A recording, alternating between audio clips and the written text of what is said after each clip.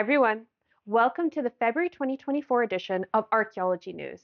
I'm your host, Rachel, and I invite you to join me on a journey through time as we explore the latest discoveries from the world of archaeology. I have taken my years of experience studying and working in archaeology and spent hours carefully researching, filming, and editing each of these videos so that you can have well-sourced and interesting, accurate news about the past to show you how history is being rewritten all the time.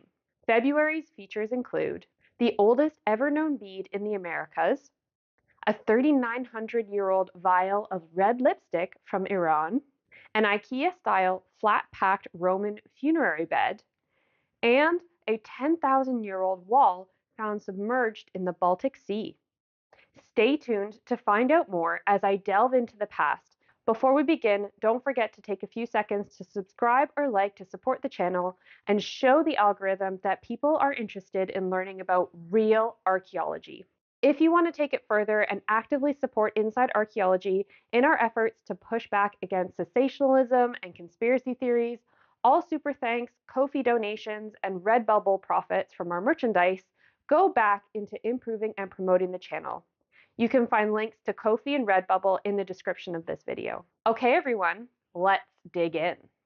We have 7 stories in our top discoveries segment, which I will cover in chronological order, starting from those that go the farthest back in time and then working my way up closer to modern day.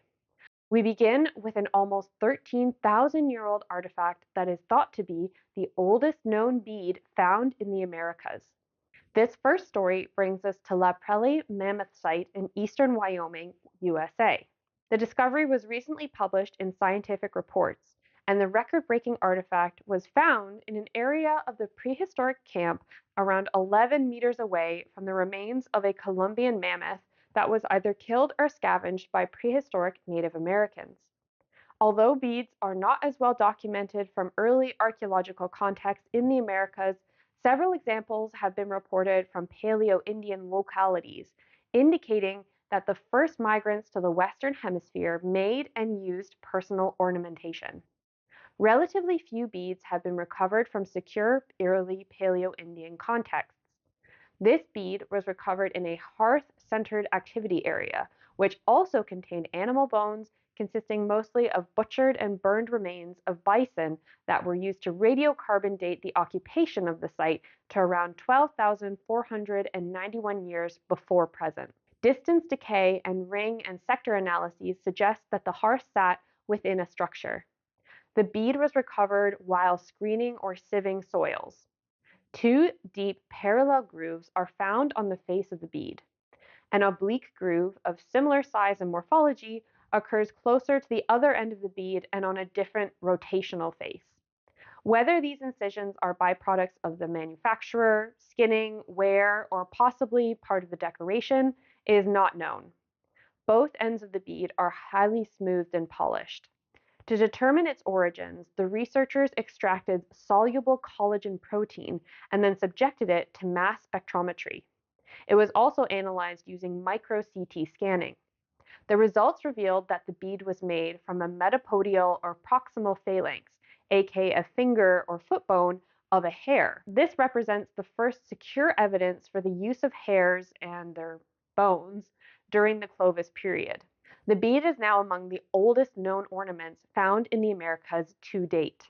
Now we head to the Baltic Sea off the coast of Germany, where a 10,000-year-old wall has been found submerged beneath the sea. Named the Blinkerwall, the 971-meter-long structure stretches along the seafloor of the Bay of Mecklenburg, a region that is well known for its high density of submerged archaeological sites.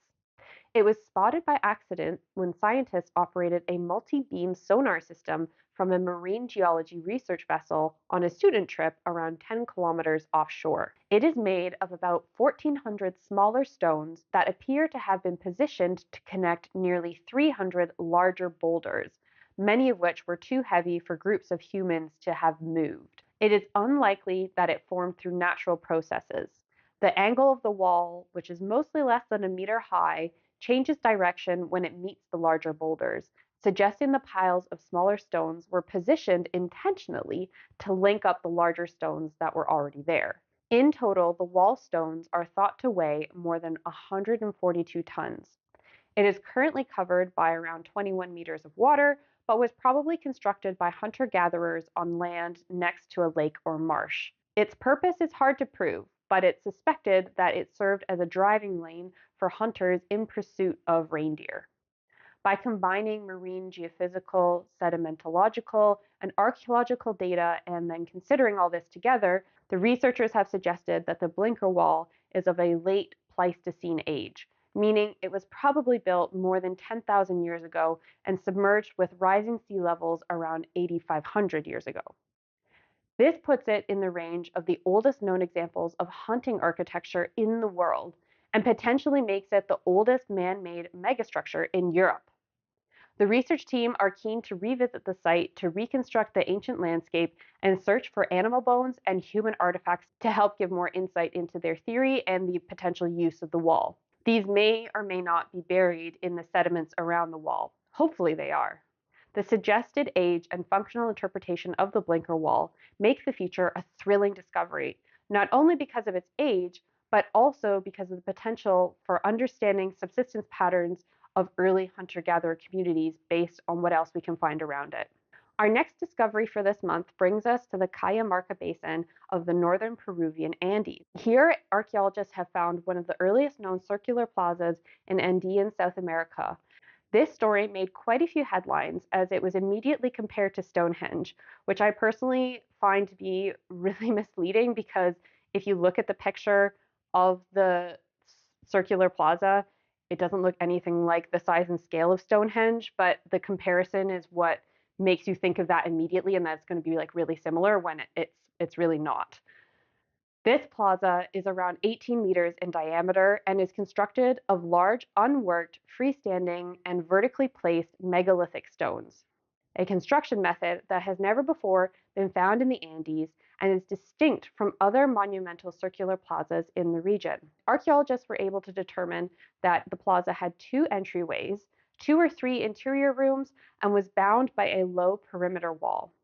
Inside the interior rooms, the team found ceramic and stone serving vessels that were not being used for cooking or storage, quartz crystals, a nodule of lapis lazuli, and pieces of worked anthracite believed to be from the fragments of a mirror. The site's layout and artifacts have led researchers to think it served a ceremonial function. 3 radiocarbon dates associated with the initial construction phase average out to around 2750 BCE, corresponding squarely to the late pre-ceramic period, indicating it was built by peoples in a socio-economic transition between hunter-gatherer and sedentary lifestyles. Despite the fact that it's not nearly as impressive looking as Stonehenge, this discovery is significant as it is one of the earliest examples of monumental megalithic architecture in the Americas.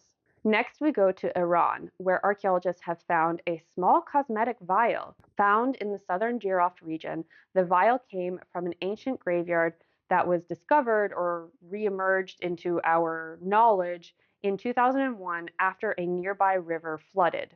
Sadly, the cemetery was then looted and its contents were sold illegally. However, several of the artifacts, including this one, were eventually found and given back to a nearby museum. The vial is made of a greenish, compact chlorite schist, and it is decorated with fine incisions. Its slender shape suggests it was designed to be held in one hand along with a mirror. What was left of the vial's contents was extracted in the form of a loose, dark, fine powder that looks purple in color to the naked eye. However, this does not hold up around closer inspection. Several different analytical methods were then applied to determine the powder's composition. These looked at the organic components, but also done was radiocarbon dating. This found that the mineral components included hematite, as well as traces of galena and anglesite, combined with vegetal waxes and other organic ingredients. More than 80% of the sample is formed by minerals meant to produce a deep red color. Similar to my jacket, I'm sure.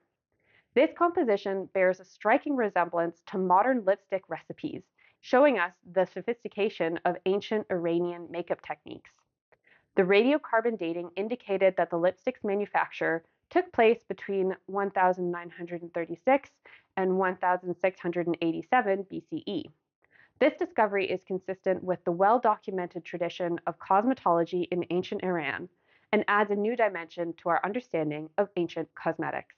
Our next discovery brings us to London, England, where archaeologists have unearthed the first Roman flat-packed funerary furniture ever found in Britain. The find was made during excavation works in advance of construction to turn the site into an office space. Two cemeteries have been found on the site, one dating to the Roman period and the other to the 16th century. Located outside the walls of Roman London, the site was around 6 meters beneath the modern ground level. While the area had already been excavated in the 1990s, discovering the intact Roman bed came as a complete surprise to the excavators. The bed was found alongside 5 oak coffins, adding to a collection of only 3 Roman wooden coffins that have ever been found in London. The bed has been likened to flat-packed furniture, a style popularized by Ikea in modern day, and the bed itself would have been used to carry the deceased to the grave. Roman art often shows the spirits of the dead lounging on these beds, sipping wine and eating grapes. Such furnishings would have then been disassembled and buried with the dead for them to then use in the next life. The bed has carefully carved feet with joints secured by small wooden pegs, and analysis of it revealed that it was made of high-quality oak. It seems like it was disassembled before being placed in the grave of a 20 or 30-year-old man. Glass beads, a vial containing some residue, and a decorated lamp were also discovered at the cemetery and date back to the earliest period of Roman occupation in Britain, between 43 BCE and 80 CE. It's very unusual to discover wooden objects on archaeological sites. They usually degrade in the soil. However, in this case, they were preserved because this site is on the banks of the River Fleet, and so the damp conditions helped preserve these organic remains. Now we go to northern Spain, where a recently published detailed linguistic analysis has interesting implications for the origins of the Basque language. The Vascons were a late Iron Age cultural group that occupied the Western Pyrenees in the approximate area of present-day Navarre. Relatively few examples of Paleo-Hispanic writing have been recovered from the Vasconic territories of Navarre, leading to the assumption that they were a pre-literate society. This new analysis looks at an inscription on a bronze hand recovered at the Iron Age site of Irulegui in northern Spain. Found at the entrance of a domestic building and deposited there around the 1st century BCE, the artifact is made from a bronze sheet cut into the rough shape of a human right hand. The tips of the ring, middle, and index fingers are no longer present. The front or palm side of the hand is flat and without any features. The back, however, has a slightly raised outline and representations of fingernails on the pinky and thumb, and is inscripted with 4 lines of text. The script has 18 different sizes throughout the text, and it has been classified as a distinct subsystem in the family of Paleo-Hispanic semi-syllabaries. The remarkable similarity between the first word of the text, Sorioneku, and the Basque word Zorioneko, meaning of good fortune, could be taken to be a coincidence, if not for the fact that the evident symbolism of the artifact and its fine spot at the heart of Vasconic territory. The new inscription presented here provides support for a growing awareness that the ancient Vascons knew and made use of writing, at least to a certain degree. The researchers concluded that the implications of the discovery require further in-depth analysis. It can't be taken as being definitive, but nevertheless, it provides a valuable starting point for the establishment of a linguistic map of the region and any debate on the origin and development of the Vasconic language and script. Our last discovery for February centers around 4 wooden tablets from Easter Island, which were taken in the 19th century by Roman Catholic missionaries and have ended up in Rome. The tablets bear Rongorongo glyphs from the island of Rapa Nui, which we now call Easter Island. Only 27 examples of this script survive, and it has never been deciphered. A new study on the samples from the 4 tablets in Rome has radiocarbon dated them, revealing that 3 were made from trees cut down in the 18th or 19th centuries. However, the 4th tablet came from a tree felled sometime between 1493 and 1509, roughly 200 years before the arrival of Europeans in the 1720s. This gives support to the idea that the Rongorongo glyphs were developed independently without the influence of a European writing system, which, if this is the case, would make the script one of the few independently invented writing systems. However, there is a possibility that the wood used for this tablet may have been a piece of driftwood, since it is also from a tree species not native to the island. More testing of the other existing wooden tablets would be needed to make a more definitive conclusion, but it's an interesting possibility that I wanted to include anyway. That's it for our top discoveries. Which one was your favorite? Let me know in the comments. If you enjoyed this segment, don't forget to like the video. Now we move on to current events. First, we have an update on the renovation/restoration project of Menkaura's pyramid at Giza, which was announced to much uproar last month. The project was spearheaded by Mustafa Waziri in collaboration with a Japanese university. It aimed to scan and document granite blocks that originally made up the first few facing layers or casing blocks on the pyramid before attempting to then replace them in their original spots, doing a partial but not full reconstruction of the outer face of the pyramid. Amid an international outcry, a committee of archaeologists and engineers was formed to examine and determine the viability of the project by the Egyptian government.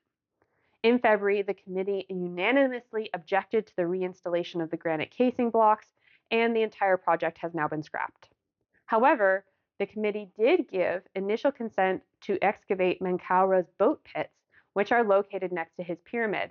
So there still could be some exciting news on this particular area of Giza to come in future. Next is some sad news from Afghanistan, where dozens of archaeological sites appear to have been bulldozed to allow for systemic looting. This was announced by the University of Chicago, whose analysis of satellite photos provides the first definitive photographic evidence that the looting patterns that began under the previous government have continued since the Taliban returned to power in 2021.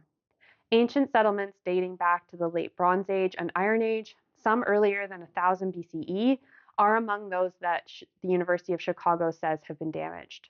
Most of the sites identified are in northern Afghanistan's Balkha region, which more than 2,000 years ago was the heartland of Bactria, the homeland of Roxana, Alexander the Great's wife. The Chicago team say that 162 ancient settlements were devastated at an astonishing rate of 1 a week between 2018 and 2021, and the practice continued at 37 sites after that under the Taliban. The exact site locations are not being published to avoid giving information to more potential looters. It's likely that the looted artifacts are smuggled out of Afghanistan and then end up in Europe, North America, and East Asia via the illegal antiquities trade black market. There is a chance that some of these could be showcased, undated, and untitled in auctions and museums around the world. It's difficult to know since they've never been cataloged. Certainly, it's a sad thing to see, although it doesn't seem like it's going to be stopping anytime soon. In more infuriating news, the UK Chartered Institute for Archaeologists has caused a sectoral uproar themselves by announcing that they will no longer be issuing minimum salary recommendations. In case you're not familiar with CIFA, here is their description of what they do from their website. CIFA is the leading professional body representing archaeologists working in the UK and overseas. We promote high professional standards and strong ethics in archaeological practice to maximize the benefits that archaeologists bring to society. We are the authoritative and effective voice for archaeologists, bringing recognition and respect to our profession. Also, in case you didn't know, salary has been a very contentious issue within the sector, both in the UK and outside, for pretty much as long as I've ever worked in it. As we don't seem to have a sector-wide union that everyone belongs to, CIFA was seen as one of the few organizations that could influence decent pay, even though I will say that they have always argued that as a professional body, that's not really their job. The initial announcement was that they were no longer issuing the minima, of which How that was applied was that basically if people wanted to advertise jobs with them, they had to pay those minimum salaries. And if they wanted to be a registered organization with SIFA, which is something that was increasingly being expected for archaeological companies, they had to offer those minima. And after pissing off all of archaeology Twitter, SIFA then quickly backpedaled and said that they would look into see what kind of replacement scheme that they could come up with. There are lots of theories floating around as to why they've suddenly cut these minima. The leading one that I saw being that they've been pressured to do so by company directors who withdrew from a SIFA working group that worked on salaries, saying that they'd consulted lawyers, and participating in this group was basically the equivalent of illegal price fixing. I'm not a lawyer, so I can't comment as to whether or not that's true, but that also ticked off a lot of people a few months ago. Personally, I think this looks really bad. It's upset a lot of people who are currently struggling to make ends meet and have been for a while. I mean, you can just watch my video on why I left working in archaeology to learn a little bit more about that if you're interested. Between this and changes to the construction safety certification scheme, this basically means that membership to SIFA has become pretty much useless for the working field archaeologists who make up the majority of archaeologists who are registered with SIFA. And I have no doubt that their members and subsequently the money generated by those members' fees is about to take a drastic nosedive. I'm keeping an eye on the situation since they've said that they'll be looking into what else that they will do, but I'll be honest, I don't think it's going to amount to much. So if you're a UK archaeologist watching here today, don't forget to join a union. I did when I was working, and this is pretty much the only way you have left now to force change that benefits the workers and not just the employers. That's the end of current news and events. We'll close our program today talking about archaeology and entertainment and pop culture. Our single entertainment story today is that the remastered Tomb Raider 1 to 3 games are now out on basically all platforms: PS5, Xbox, Switch, Steam. Relive the original trilogy that sparked a huge franchise with options to play with either updated or original vintage graphics. There are also options to change between modern and tank controls. I've been streaming playing the game almost every week since it came out, just having fun. It's not meant to be super formal. I'm also not going to lie, I'm not particularly good at the game. It's probably as frustrating for the people watching as it is for me playing. You can check out what I've already played either on my playlist, which is linked here, but don't forget to subscribe and hit the bell button so that you can join me on the next play along if you're interested. It's been mostly fun, but also incredibly frustrating because the controls and the platforming are definitely over 25 years old, and as somebody who is used to modern video games, this has been taking some getting used to. There's also no autosave. That has already bit me in the butt quite a few times. All right, everyone, time to pack up our finds and hang up our shovels for today. That's everything for the February 2024 edition of Archaeology News. Did you like this video? Is there anything important that I missed? Don't forget to comment, like the video, or subscribe to the channel before you leave. If you're feeling extra generous, you can give me a super thanks or go to my Ko-fi page and give me a small donation. If you're looking for a more tangible return than my eternal gratitude, have a look at my Redbubble shop and get a sticker, t-shirt, hat, or mug with your favorite archaeology slogan, all personally designed by myself. Taking a few seconds to support me in any way that you can helps grow the channel and promotes our quality heritage content that, as I said, is well sourced, researched, and presented by someone who is an expert in this subject. Like, I know what I'm talking about. It shows the algorithm that people are interested in real archaeology. Thank you so much for watching. Stay curious, and I hope to see you on my next adventure into the world of archaeology.